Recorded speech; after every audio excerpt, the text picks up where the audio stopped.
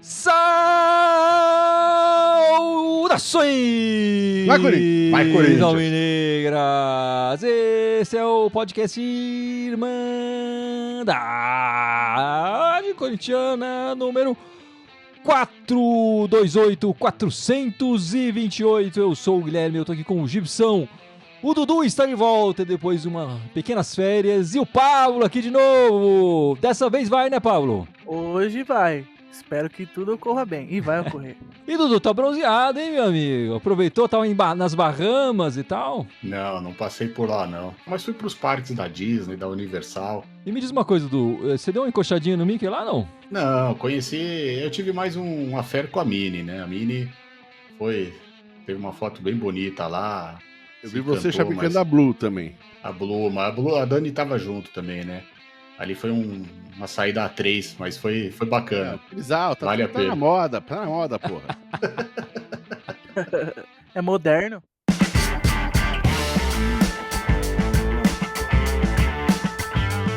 Bom, meus amigos, vamos começar falando do Coringão, então, certo?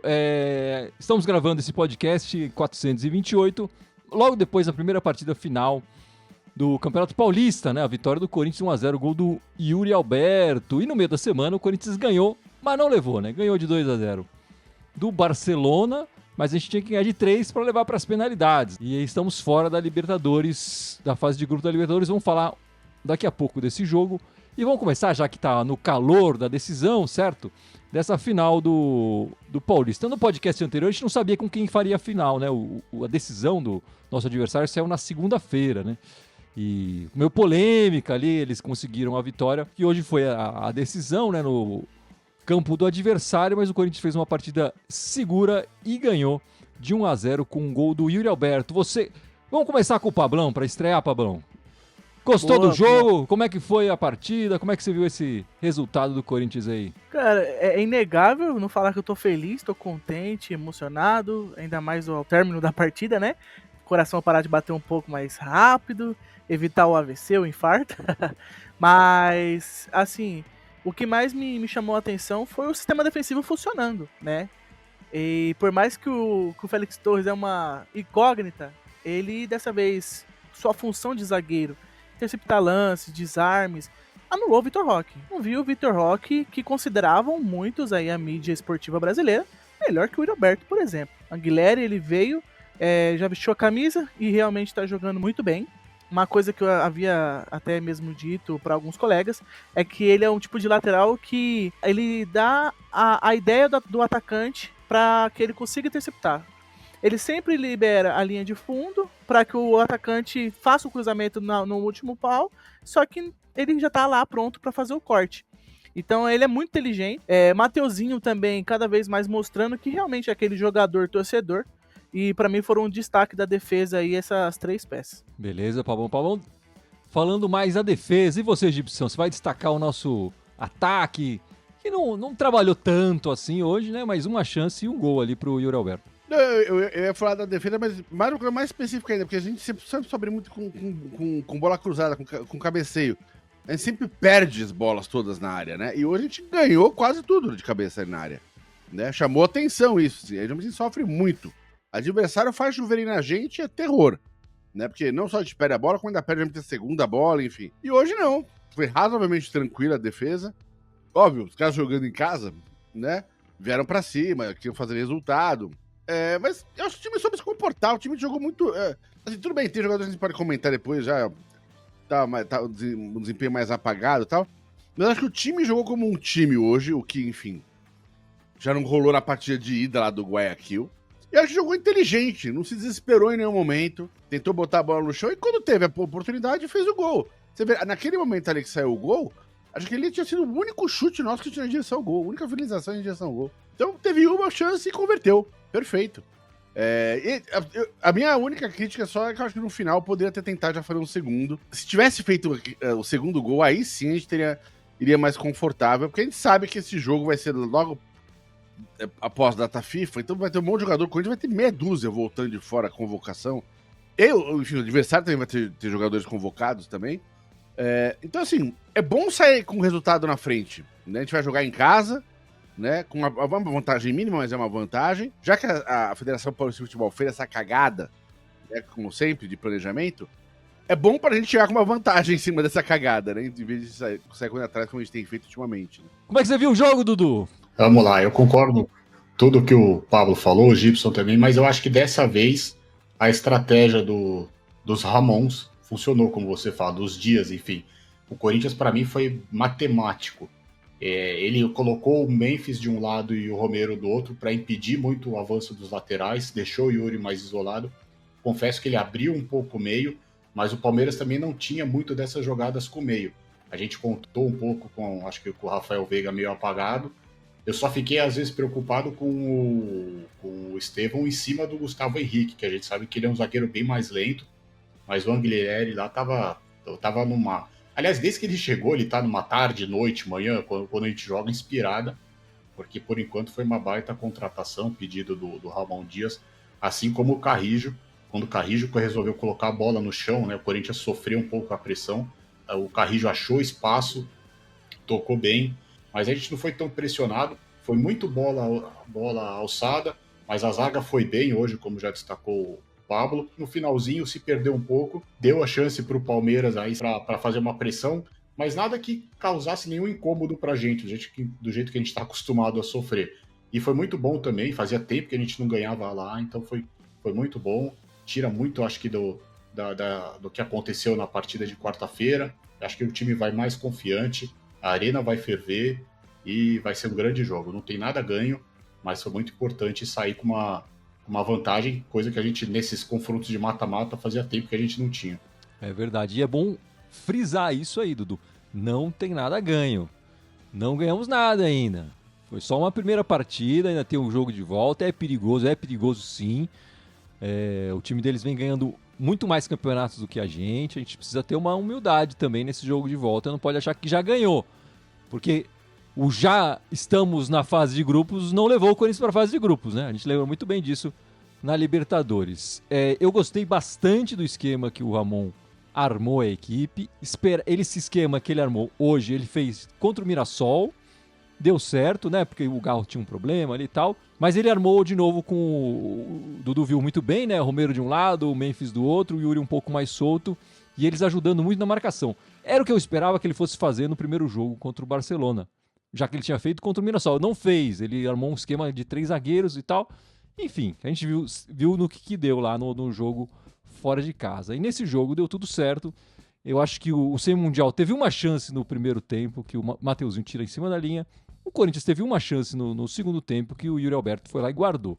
Foi um jogo equilibrado e, enfim, foi um grande resultado, né? Jogando fora de casa, decisão de campeonato, sair com essa vantagem, e a gente traz uma vantagem bem grande para nossa casa, mas é isso. Não tem nada decidido. Esse time não pode achar que já ganhou alguma coisa, contar com o ovo antes da galinha, né? E, Pablão, o Memphis, aí, uma estatística que eu peguei aqui, 8 das 11 assistências que ele tem agora no Corinthians foram em jogos mata-mata, né? E o SofaScore lançou agora também a estatística de que desde que ele estreou no futebol brasileiro, né, ele é o jogador com mais assistências e grandes chances criadas, né? São 29 jogos, 9 gols, 11 assistências, né? Enfim, essa semana muita gente criticou, né, o holandês. E como é que você tá vendo participação dele nessa final e no Coringão até agora? Show de bola essa pauta, nos grupos do WhatsApp, nos grupos de amigos. Isso é uma pauta onde eu acabei, assim, de uma maneira leve, defendendo a bandeira do Memphis. Por quê? Se a gente pegar para analisar, nós estamos falando de 29 partidas e 20 participação em gols, contando com a partida de hoje. Muito se fala sobre questão de contrato, a realidade, o que é contrato, o que ele ganha, o que ele não ganha, qual que é a veracidade disso. Mas falando somente de campo e o extra-campo que ele pode proporcionar, está proporcionando para o clube, eu só vejo saldo positivo. Muitas das vezes a gente esquece de analisar o tipo de atacante que a gente tinha no clube e o quanto que ele gerava de gasto, essa proporcionalidade. E para mim, existe sim necessidade de cobrar para que continue a melhorar e permaneça uma evolução constante. Mas eu não sou a favor de cobranças desproporcionais. ouvi muitas cobranças assim, de corintianos nas redes sociais que parecia que nós estávamos falando do Pedro Raul e não do Memphis Depay.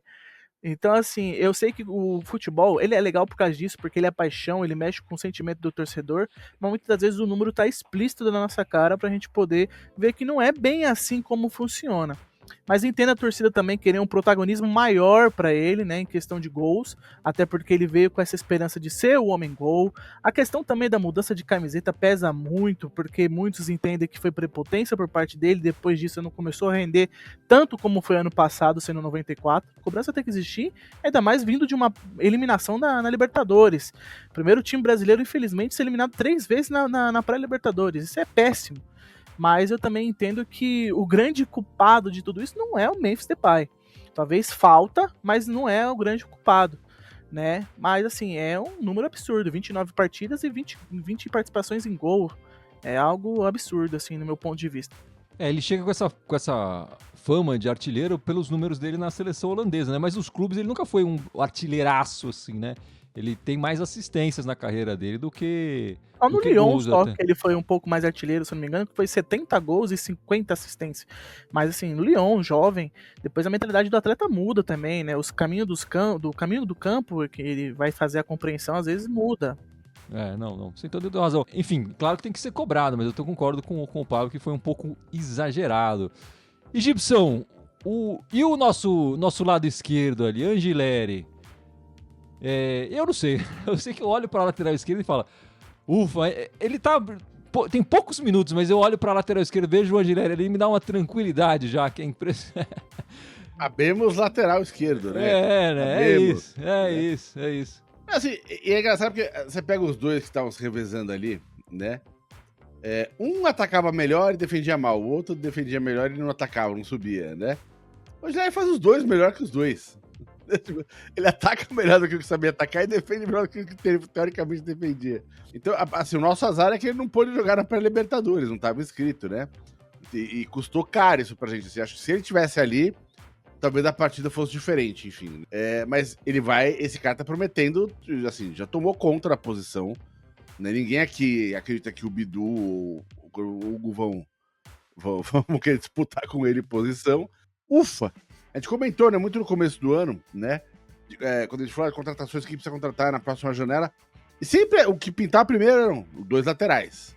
Só que o Mateuzinho tá crescendo também, no lado direito. Pode ser o lateral dos sonhos? Não, mas é um cara que se aplica, bicho. O cara corre o jogo inteiro, disputa cada bola. Quando é pra estar lá atrás, tá na área, ele vai em todas, né? Então, assim, a gente também não tá sem lateral direito, né? Então, assim, eu tô dando um voto de confiança pro Mateuzinho, né? Agora, o argentino chegando na esquerda ali, cara. Impressionante. Ele vai tomar conta ali e esse ano é dele.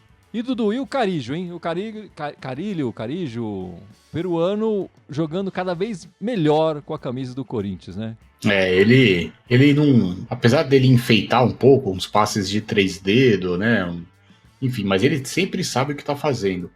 Ele tomou conta lá do meio do Corinthians. Ele rende melhor de um lado, né? Do que do outro, mas ele se adapta bem nas funções lá. Ele sabe procurar a tabela, ele enxerga bem os companheiros, ele sabe se livrar dos adversários em espaços curtos, né? Tava jogando na segunda divisão lá da Arábia, enfim, do Catar. Também foi um achado lá aí do técnico, pediu. Impressionante. Acho que para ele faltou só um pouquinho mais de condicionamento. Hoje ele saiu com 88, tudo, mas normalmente ele cansa mais para depois dos 70, 75 ele dá uma cansada. É um baita jogador. Ele, tudo bem, já está um pouco mais avançado na idade, nada muito velho, mas se ele pudesse aguentar, às vezes, a partida toda, os 90 minutos, ele poderia ajudar um pouco mais, mas eu acho um baita jogador. Torcer aí para que ele continue assim, porque para mim ele é um excelente jogador e foi uma baita contratação do Corinthians. Só para trazer aqui, Dudu, o Carijo já tem 34 jogos com a camisa do Corinthians, né? Se não me engano, ele fez os 100% dos jogos em 3 oportunidades apenas, né? Então ele normalmente ele sofre nos finais das partidas, e é quando eu acho que ele dá um pouco de brecha, especialmente defensivamente, né? Que ele não chega ele perde um pouco mais cansado no final da partida, às vezes dá um pouco mais de liberdade para os outros atacantes adversários. Mas realmente, grande contratação, tá chamando a responsabilidade, né? Isso também é importante. A gente passou um bom tempo também com um jogador que não queria responsabilidade nenhuma, né? E ele não, ele tem chamado a responsabilidade. O aproveitamento agora, o nosso próximo jogo, né? O jogo de volta, vai ter a data FIFA e depois tá marcado para quinta-feira. No final da partida de hoje, até o Yuri Alberto soltou, não sei se vai para domingo. Eu achei estranho ele falar da partida ser domingo. Não tô ouvindo falar nada de que vai mudar para domingo a final. Mas de qualquer forma, por enquanto a partida está marcada para quinta-feira, esse jogo de volta na nossa casa, na Neoquímica Arena. A gente vai comentar bastante dessa partida no próximo podcast, mas só adiantando aqui, né? O aproveitamento do Ramon em 2020 na Neoquímica Arena é de 93%, né? 10 jogos, 9 vitórias, apenas um empate, 21 gols a favor, 9 gols contra. O Corinthians em todas as partidas marcou pelo menos 2 gols. O empate, inclusive, foi um 2-2 contra o Guarani. A nossa vantagem é boa, porque a gente leva com um gol a mais, e o nosso aproveitamento com a nossa torcida, enfim, acho que todos os jogos do Corinthians esse ano foram mais de 40 mil pessoas, né, na Neoquímica Arena, né? Mesmo no Campeonato Paulista e tudo mais. Então, assim, a força do nosso estádio tem que fazer valer. Mas, de novo, né? Não tá nada a ganho, né, meus amigos? Não tá nada a ganho. Enfim, esse foi a final, o primeiro jogo da final do Campeonato Paulista. Mas, meus amigos, a gente tem que falar da pré-Libertadores, né? Que o Corinthians, de novo, eliminado nessa fase. Ganhamos o jogo, mas faltou um gol, né, Pablão? Infelizmente, faltou um pouquinho de efetividade nas tomadas de decisões. Assim, acho que energia e vontade não faltou nessa partida, né, no jogo de volta. O que faltou bastante no primeiro jogo, e concentração é a palavra, né. Um grande ponto que eu até bato na tecla é que nós temos grandes atletas que fazem bons chutes de fora da área, e essa ferramenta não foi utilizada, levando em consideração que é um time que tem um resultado na mão, né? Ele se fechou todo, no segundo tempo, ainda mais preciso, após levar o segundo gol. Nós tínhamos mais ou menos um período de 8 a 9 minutos para poder trabalhar, para tentar fazer o terceiro gol, e não havia lances de chute fora da área, e quando teve, foram de atletas que não têm a característica de chute fora da área, né? Mas eu acho que o grande ponto na minha questão assim é realmente utilizar essa arma, né? Que temos bons atletas que fazem isso, que é o tiro de fora da área. O que atrapalhou o planejamento, a ideia de fazer 3 gols para poder pelo menos levar para os pênaltis, porque os gols demoraram a sair, né? Essa é a questão. O primeiro gol demorou a sair, o segundo gol demorou a sair, né? Se o primeiro gol sai mais rápido, né, no primeiro tempo, sei lá, nos primeiros 20, 25 minutos, cara, o time já esquenta e já vai tentar fazer o segundo logo no primeiro tempo ainda. E no segundo tempo também, o gol saiu já lá pro final do segundo tempo. Então, assim, aí fica aquela correria dali 9, 10 minutinhos, mas aí é desespero, né? Enfim, o próprio segundo gol já saiu menos desespero, enfim, né? Então, assim, se tivesse saído um pouquinho antes, né, esses gols, eu acho que a história da partida poderia ter sido diferente, né? Mas, enfim, não deu, faz parte. Bola pra frente e planejar o resto do ano. Tem pra jogar, muito jogo pra jogar ainda. Tem muito jogo pra jogar, mas no planejamento financeiro do Corinthians, tava que o Corinthians chegaria nas oitavas, né? Agora nem na fase de grupo chegou. Enfim, vai ter que compensar com outros... Não tem problema, a gente ganha o brasileiro. Então. Ótimo, seria fantástico. A Sul-Americana, a Copa do Brasil também tá aí, Gibson, que eu sei que você gosta, né? Eu tô brincando, mas tô falando sério. Se você for pegar o aproveitamento do time esse ano, assim, o número de derrotas, de empates e vitórias, cara, tipo... Dá. Ou se dá. Um grande ponto é que tem 6 paulistas que estão no Campeonato Brasileiro, né? Então, assim, o paulista é parâmetro, né? Então, assim, mas estão jogando mal, sabe assim? Então, assim, tipo, dá... Pra mim, esse campeonato, assim, não começou, tudo pode acontecer, o ano é longo, mas eu acho que se continuar nessa pegada que tá, desde o começo do ano, enfim, o time tende a ir acertando, vai jogando cada vez mais junto, vai entrosando, né? Olha, dá pra chegar bem no final lá. E, Dudu, entre um pega na mina e outro, você conseguiu ver o jogo? Quer comentar essa partida ou não? Não, eu consegui ver, foi muito curioso. Achei uns gringos, vou ser muito honesto, que estavam 2 quartos do lado. Os caras eram de Washington, americano, e estavam com a camisa do Memphis, essa aqui que eu tô usando, mas de manga comprida, 94. Entraram com uma VPN lá, falei, pô, dá licença, lá, excuse me, e fomos assistir. Tava num delay. Então eu acompanhava mais por vocês, né? Eu fiquei sabendo do gol antes, os 6 minutos, mas tava vendo o jogo. Mas eu acho que o Corinthians começou um pouco nervoso. É lógico, 3-0 é muito difícil. Mas assim, é chato. A Libertadores perde sem o Corinthians, perde. Mas num cenário que nós estávamos ano passado, sabendo que a gente só jogaria o Paulista e o Brasileiro esse ano, nós vamos jogar ainda 2 competições, a Copa do Brasil e agora a Sul-Americana. A gente fica chateado por essa eliminação, mas também tem que pensar que se o Corinthians entrar a sério, levar a sério, o Corinthians entra como um forte candidato, é um dos times mais fortes, né, com maior salário, tudo, da Sul-Americana. Vamos ver como é que vai ser o sorteio. O sorteio é amanhã, data dia 17 às 20 horas, começa a transmissão, amanhã segunda-feira. Então vamos ver o grupo que a gente cai, tem a questão financeira que paga muito menos a Sul-Americana, mas enfim, pelo menos o time joga o ano todo, vai ter condições aí de tentar repor alguma coisa, mas o Corinthians tem tudo para buscar uma vaga direta esse ano, pelo amor de Deus, porque a gente não aguenta mais essa história de pré-Libertadores aí. É uma pena, enfim, tá eliminado, mas o Corinthians começa a fazer um trabalho mais interessante para disputar a Libertadores no meio do ano passado, né? Não tem nenhum ano que a gente contrata jogadores, enfim, pensando num time que jogue melhor e não de baseada ou oportunidades meio estranhas de mercado, como estava acontecendo na gestão passada, né?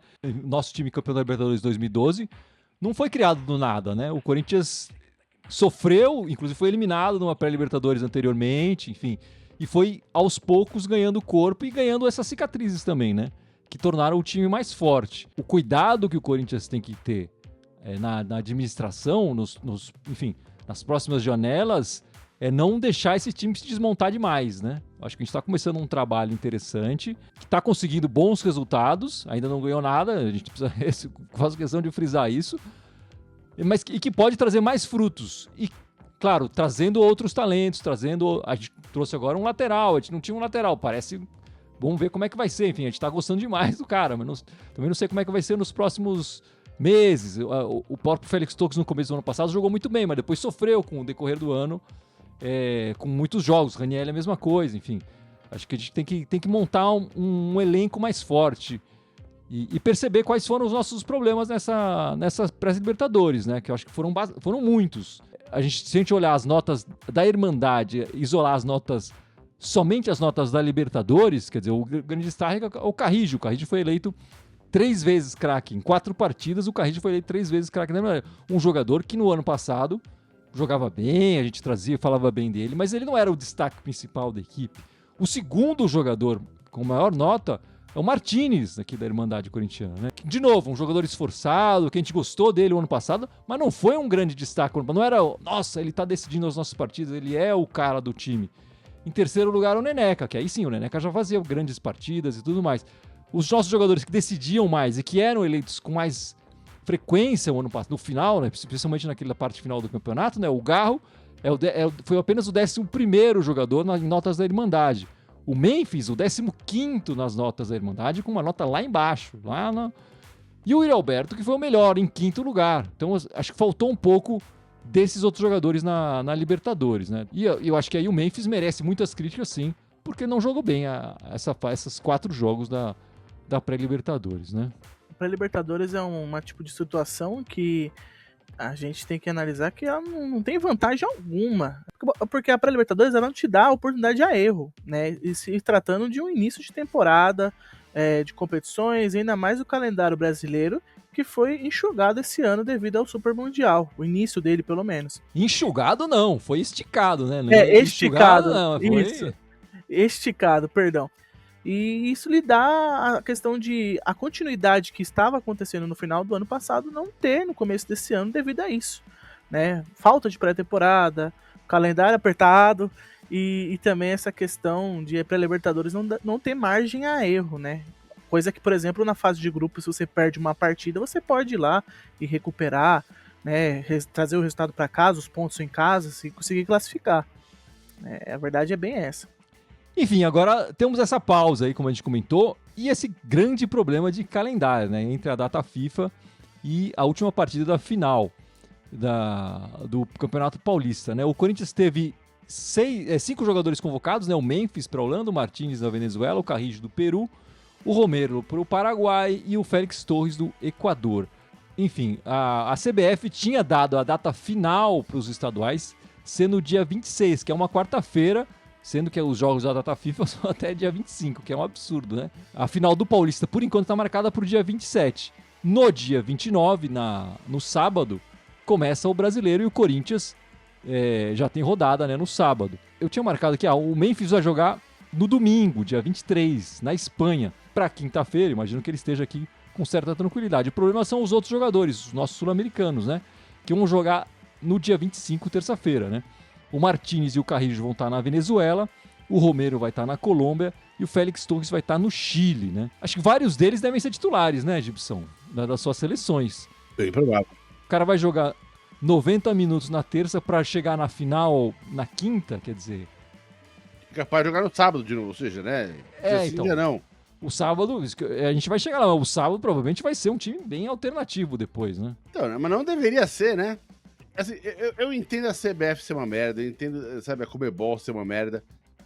O que eu não entendo é porque os jogadores não falam, bicho, não. Cara, quem manda nessa porra são os jogadores, né? Não é a Comebol, não é... Os jogadores param e falam, não, a gente não vai fazer isso, velho. Os jogadores da porcada e do Corinthians chegaram e falam, a gente não vai jogar quinta, velho.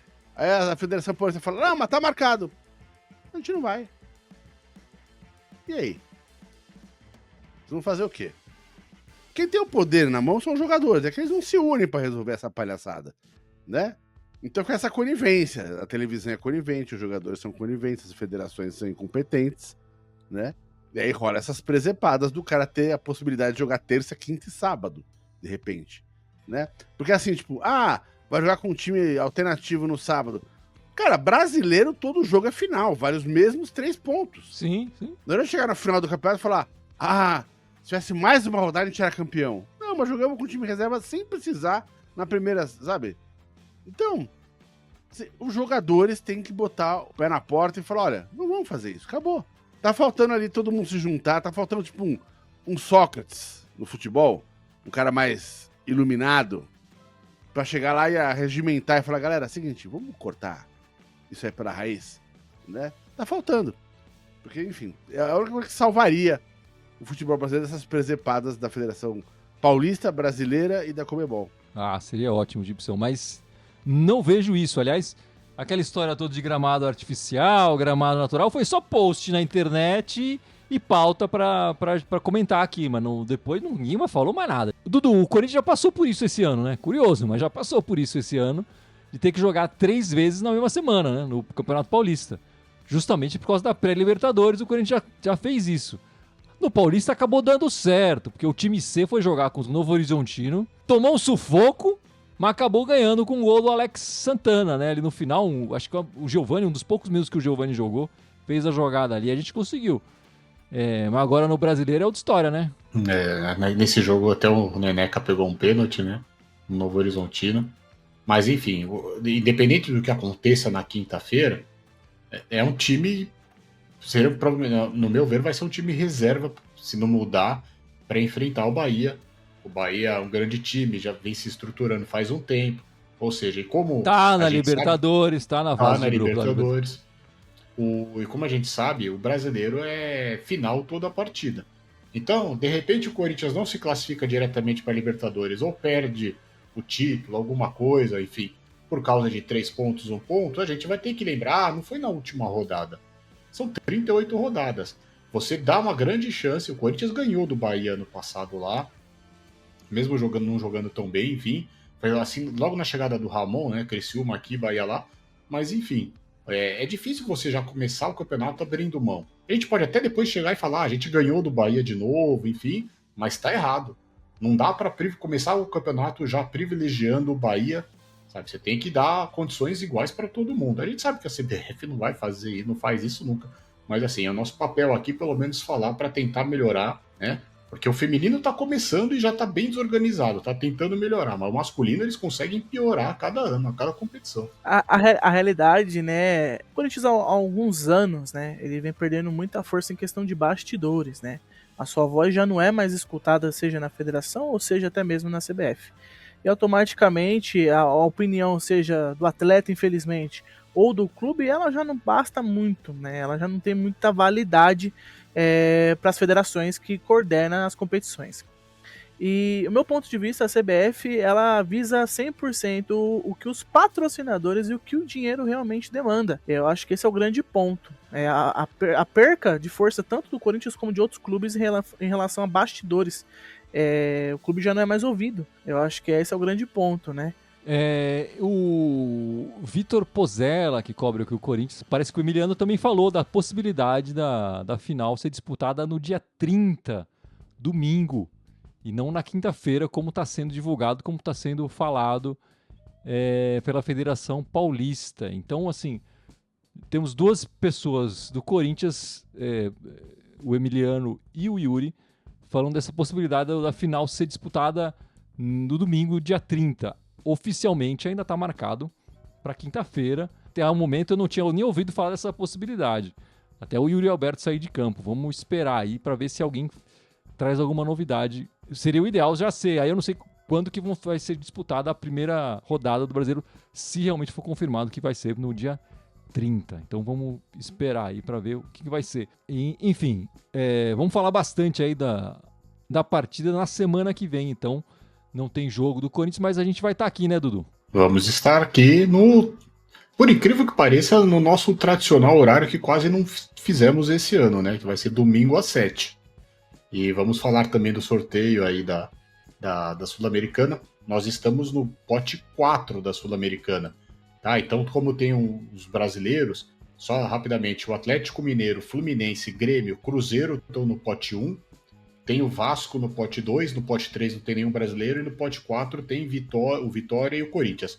Óbvio que a gente não vai enfrentar ninguém no pote 4. Então a probabilidade existe muito alta do Corinthians também cair numa chave com brasileiros. Então, na semana que vem a gente já traz os grupos e mais próximo dos confrontos a gente traz informações dos adversários. E as Brabas? Quem assistiu as Brabas e pode comentar o jogo das Brabas essa semana, que estavam disputando um campeonato e acabaram perdendo nas penalidades? Assim, pelo que eu vi, né, futebol feminino, acho que o grande problema, né, do que tá acontecendo, isso desde a questão da final do Paulista que foi perdido e tal, nos pênaltis, é uma grande questão da comissão técnica. Você pega, por exemplo, um futebol feminino, que ele tem 60 dias de pré-temporada, porque o calendário já é um pouco mais enxugado, e você me pega 3 jogos em mais ou menos 2 semanas aproximadamente, e você não consegue repetir a escalação da base para um time poder realmente atuar, isso acaba deixando um pouco a dúvida de quanto é capacitado o técnico do Corinthians.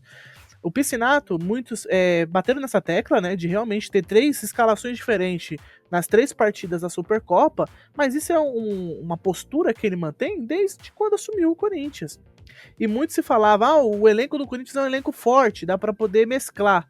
Mas a realidade é que se não tiver a questão do entrosamento definido, a ideia, a filosofia de jogo, acaba que não produz. Aí muitas das vezes, que nem ano passado, de 4 fomos 3 vezes campeões. Só que muito passa pela qualidade técnica que o elenco possui. Não por realmente você ver, como por exemplo a gente viu um desenho tático com o Arthur Elias, a gente sempre vai bater nessa tecla do Arthur Elias, né? Porque, querendo ou não, é marcado na história do futebol feminino, mas você via, por exemplo, desenho tático, proposta de jogo, filosofia de time. Hoje, com o Piscinato, eu não consigo identificar qual que é a filosofia do time dele. Então, assim, o meu ponto de vista, se tá o Corinthians numa decrescente em relação ao futebol feminino, passa muito pelo que é o comando técnico do futebol feminino. E só lembrando que o futebol feminino das Brabas volta na segunda-feira, dia 24 de março, quando começa o Campeonato Brasileiro Feminino. O Corinthians estreia jogando fora de casa com o Real Brasília, aqueles horários que a gente adora, né? Uma segunda-feira, 24 de março, às 7 da noite.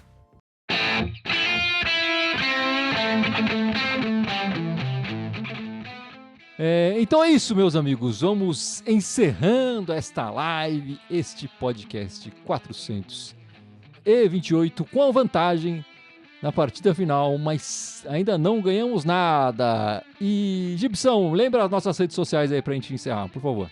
Bora, vamos lá. Estamos ao vivo somente no YouTube. Temos o Instagram, o Facebook, Twitter X ou X, como você quiser chamar, SoundCloud, iTunes, Deezer, Spotify, TikTok e o Blue Sky. Todos eles em Mandarim Corintiana com TH, só no Blue Sky no Twitter, que é em Mandarim Timão. Dudu, semana que vem estaremos de volta, né, meu amigo? Largou a mini, agora é só com a gente mesmo. Agora volta pra Irmandade. Férias só daqui 1 ano, prova.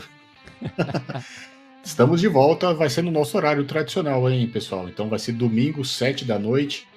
Vamos falar muito aí, que nem a gente já comentou aqui, do sorteio aí da Sul-Americana e fazer a projeção aí da segunda partida, sabe-se lá, né? Que é um absurdo a gente não saber quanto que vai ser a segunda partida. A gente tinha certeza que seria na quinta, dia 27, mas enfim, eu espero que até domingo a gente tenha uma solução. E nesse caso a incerteza é até melhor, né, Dudu? A certeza dessa data era muito ruim. Se realmente a data se confirmar para domingo, vai ser muito melhor para todo mundo. Vai ser uma final mais divertida de ser acompanhada. Pablão, muito obrigado pela sua participação hoje. Hoje foi, né? 100% participação hoje. Esperamos você de volta em breve aqui, meu amigo, para participar e trazer todos os seus insights aqui para a Irmandade Corintiana.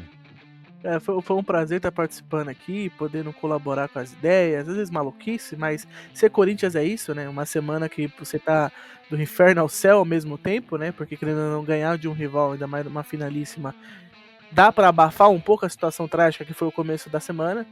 E estar colaborando com vocês aqui foi sensacional a experiência. Muito obrigado mesmo. Espero estar novamente aqui. Com certeza estará, meu camarada. É isso! Muito obrigado pela participação de todos. Semana que vem estaremos de volta e vai, Corinthians! Vai, Corinthians!